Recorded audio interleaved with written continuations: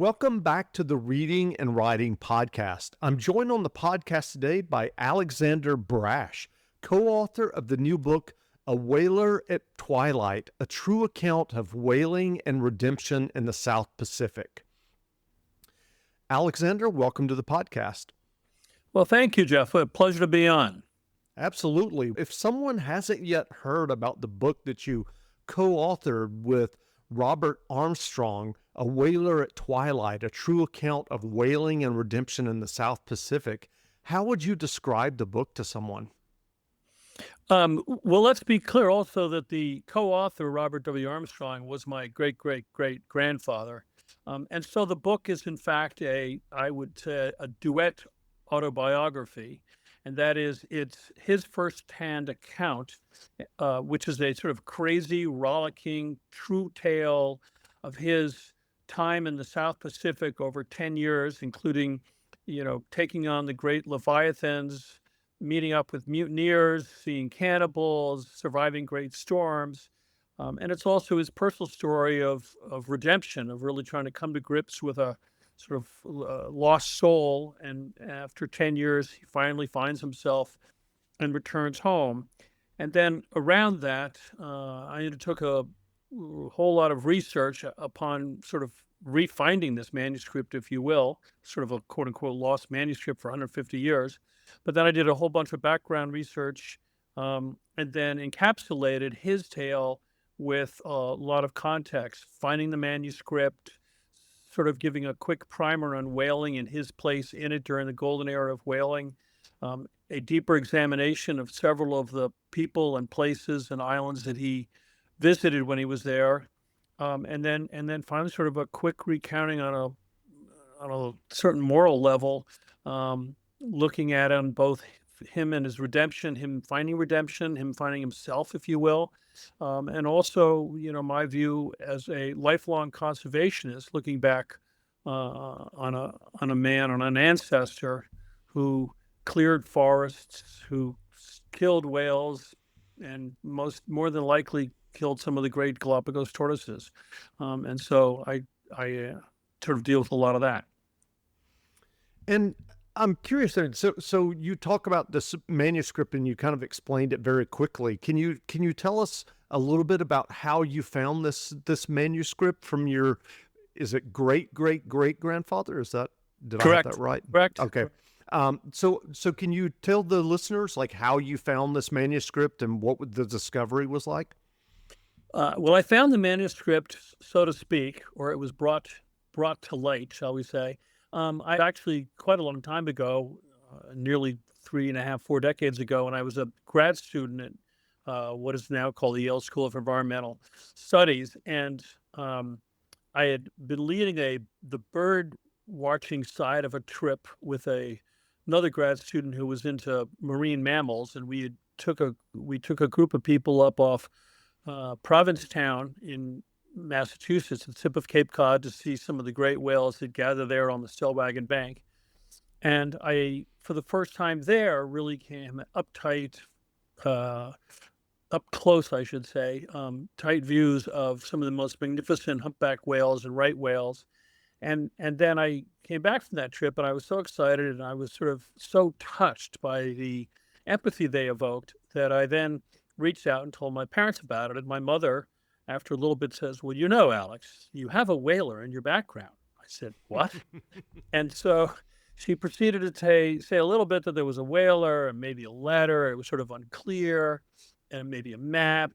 But, I was young and I was full of vim and vigor and trying to start a life and get a job and settle down. And I pretty soon after that went down to Washington, D.C. and began working for the World Wildlife Fund. And then later more grad school time. And then after that came up and worked in New York City for a long time with the New York City Parks Department, became ultimately the chief park ranger and in charge of all the environmental stuff, and then spent 10 years working in the National Parks Group, and then it ended up as the president of Connecticut Audubon.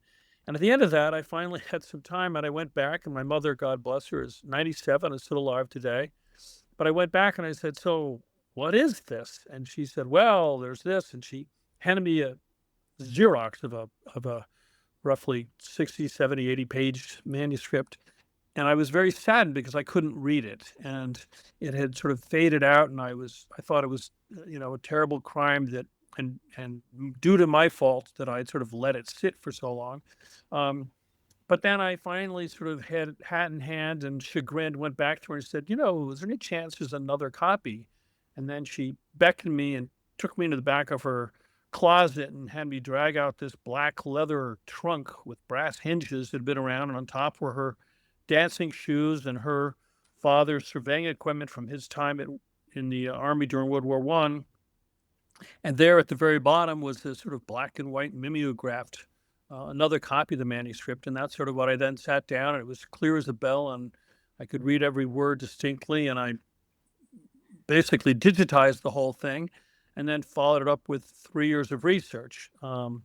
I've always, as someone who was a grad student and having worked on a PhD, I've also written, I don't know, like 24 academic papers. So I'm into primary sources and original research. So I then sort of followed up on all the proper nouns and places and things that he saw and said in it, and that was sort of became the basis of the book.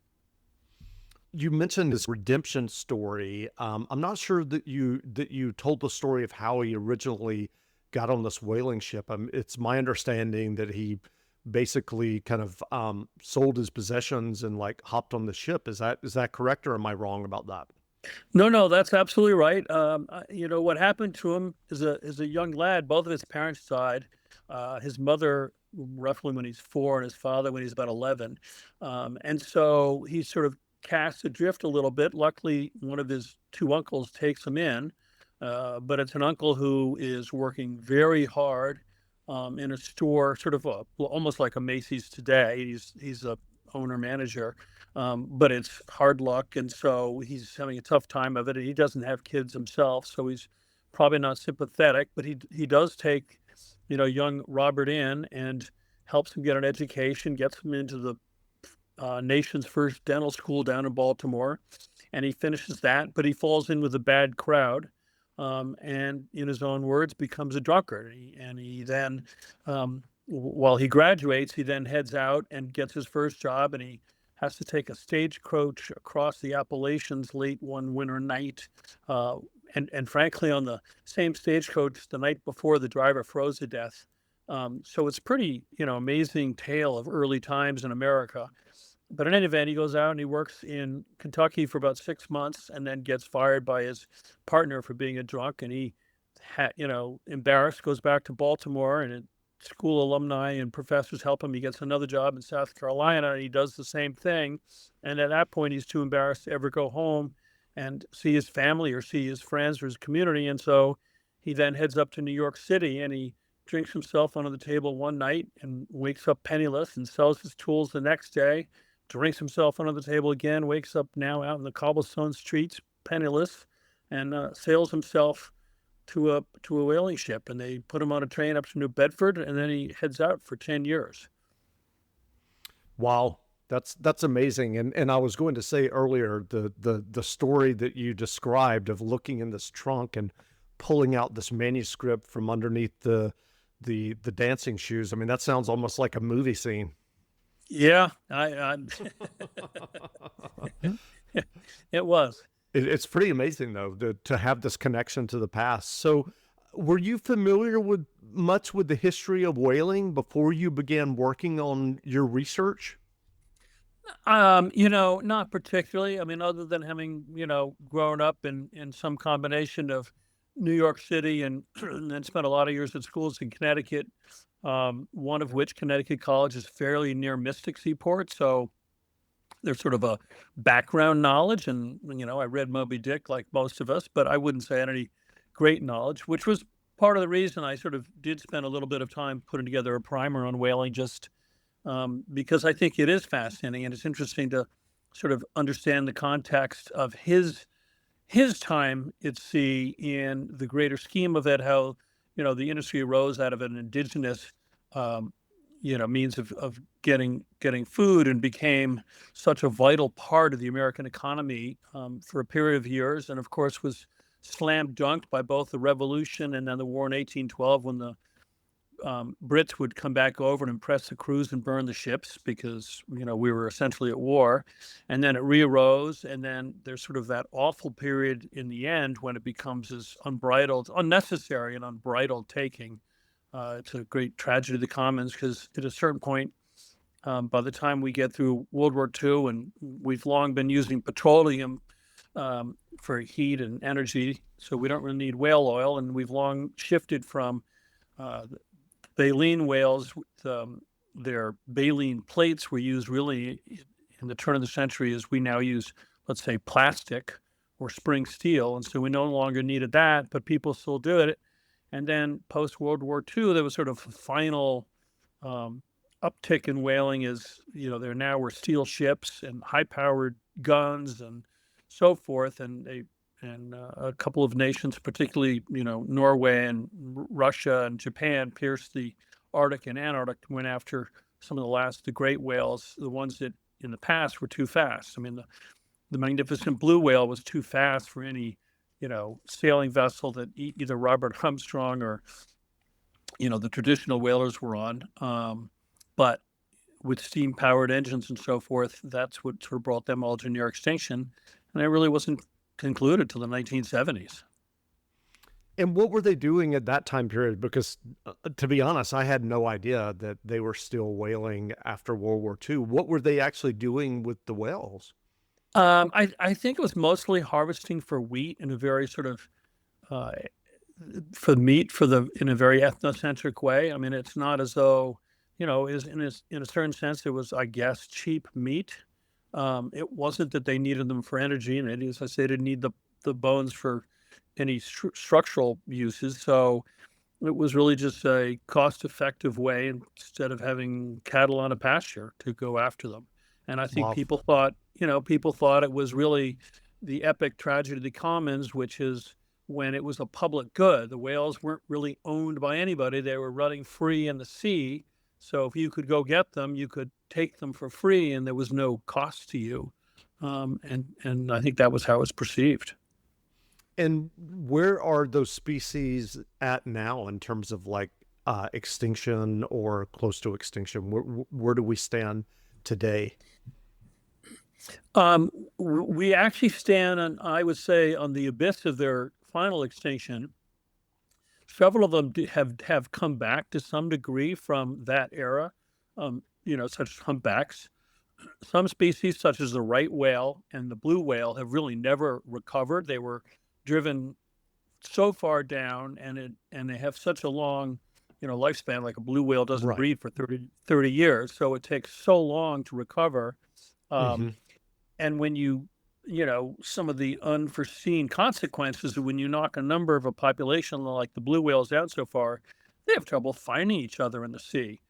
So some of them are still on the edge. Some have recovered. The sperm whales, so famous in the day of Moby Dick and in this book, have recovered. They never were quite reduced to the levels because they always lived well offshore and were not necessarily easy to find. But what's about to happen is we are now moving into the sort of the final game, in the sense that now we have great ships that go out to sea, and we now compete with the male whales. So while the harpooning has died off, and the direct killing of whales, has diminished to almost nothing, what's left is now humans are out there to harvest the krill that the whales eat, and compete with them in the food chain. And so, no doubt we will end up probably being more efficient and more competitive than they. As you mentioned earlier, you worked as the chief park ranger with New York City Parks. I'm curious, do you have any memorable stories or memories from your time as the chief park ranger? That could take weeks. Yeah. It was, I mean, I spent nearly 15 years as the chief park ranger. Before that, I spent 4 or 5 years doing management finance. Certainly one of the most interesting and fascinating jobs one could have. I mean, every day was different. And as really chief park ranger, I was also in charge of the enforcement side of the Parks Department, as well as the environmental side with the park rangers running nature centers. I also headed up an historic house trust, the communication center, and then I sort of managed all special special events. So, things ranged from having to, respond to a dead body, either murdered or drug overdose or whatever it might be, in a park in any one of the 5 boroughs on any given day. I was woken up most nights somewhere between 1 a.m. or 4 a.m. when there was some big event in a park, and I was with uh, the senior supervisor of the communications department. So it was, my decision to have to go wake the commissioner or not, who then had to decide whether to wake the mayor or not. And story, um, I was blessed to help organize and manage probably a dozen plus pretty great concerts, all of them safely. No injuries, no deaths, no nothing. So that was an amazing feat, and in the process got to enjoy such people as Paul Simon and Garth Brooks and Sheryl Crow and so forth. So that was another level.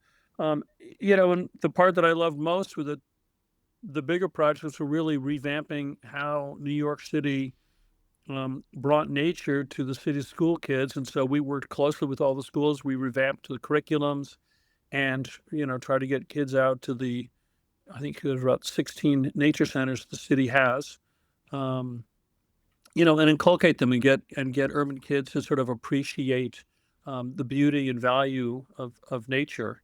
And along the way, we set aside, I worked with a good friend, Mark Matzel, and we set aside the first set of nature preserves in New York City. And instead of we designated a bunch of areas from the commissioner and put them aside so that instead of being, the lawns mowed and the grass cut and so forth, we let them go wild. And then I also then introduced a program to bring back some of the lost species to the parks.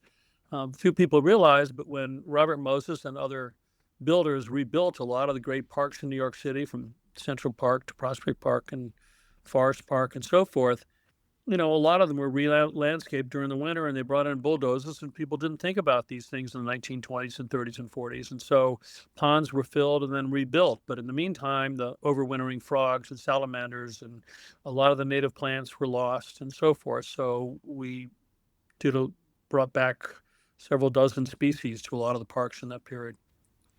I know people who haven't lived in the city and probably just think about New York City and they think about the Times Square, Empire State Building, etc. Do you remember off the top of your head, like how much in terms of acreage of nature parks and preserves are in the 5 boroughs? Yeah, there's a lot. I mean, there's as I recollect, there's 1,800 and probably now up to 2,000 park sites. Some of them, though, are little triangles between city streets. Sure. But roughly 300 were really decent-sized parks, and something like 30 to 35 are large, substantial parks. I think altogether it's about 28,000 acres or something like that. That's great. So there's quite a lot out there, and you have some really beautiful stretches. I mean, Staten Island's got some beautiful parks. The Bronx probably should be called the Parks Borough. It has more parks than any, and has some beautiful stretches such as Pelham Bay Park and Orchard Beach. And so, and then you go out to Queens, and you're actually on the edge of the old glaciers, and so you have Alley Pond Park and a few others that really have really a diverse landscape. How did you get interested initially in nature and conservation? That's a good question, and I've never quite figured it out.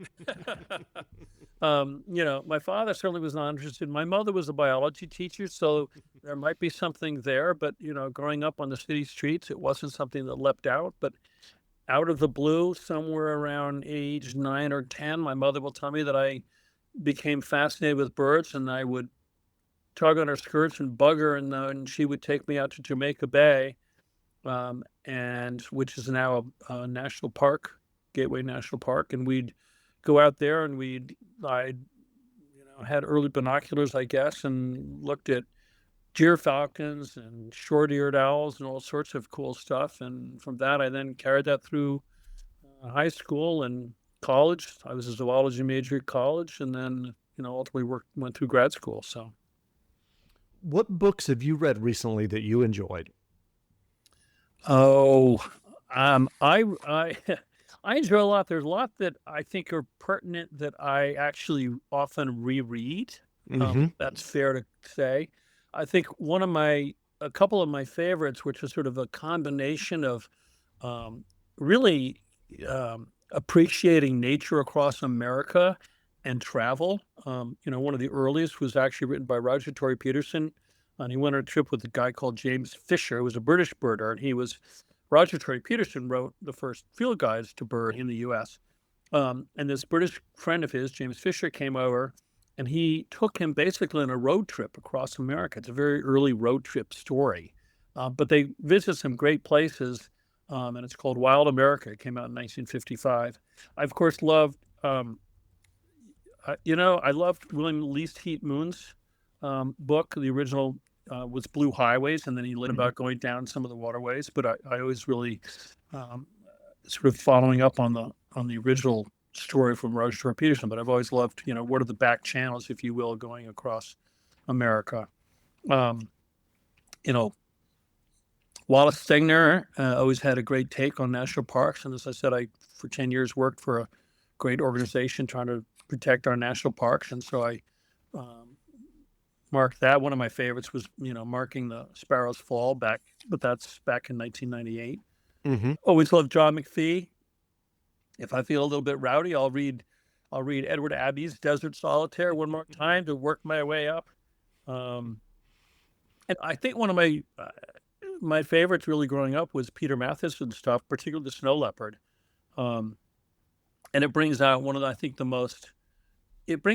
most touching elements of nature to me in conservation, and that is he basically goes on this epic journey to try to find a snow leopard in the Himalayas, and he eventually never does. He never quite sees it. Maybe there was a shadow, maybe not. He never sees it, and he comes back and he is more energized and more recharged because he realizes the ultimate beauty is really just knowing that it's out there. He didn't really have to see it. He didn't have to, quote unquote, capture it. Knowing that that great and wild thing is still out there was enough for him. That's great. Well, where can people find you online if they'd like to learn more about you and your book? Well, there's certainly alexbrash.com, and A Whaler at Twilight is available at Barnes and Nobles, and I think Target online, Amazon, and so forth. So it should be pretty easy, as well as a lot of great local bookstores, which I'm always a fan of. Again, we've been speaking to Alexander Brash, co-author with, well, not co-author, as he explained. Robert Armstrong was his great-great-grandfather, and the name of the book is A Whaler at Twilight, a true account of whaling and redemption in the South Pacific. The book is available now, so go buy a copy. And Alex, thanks for doing this interview. Great pleasure. Fun to be with you, Jeff. Absolutely.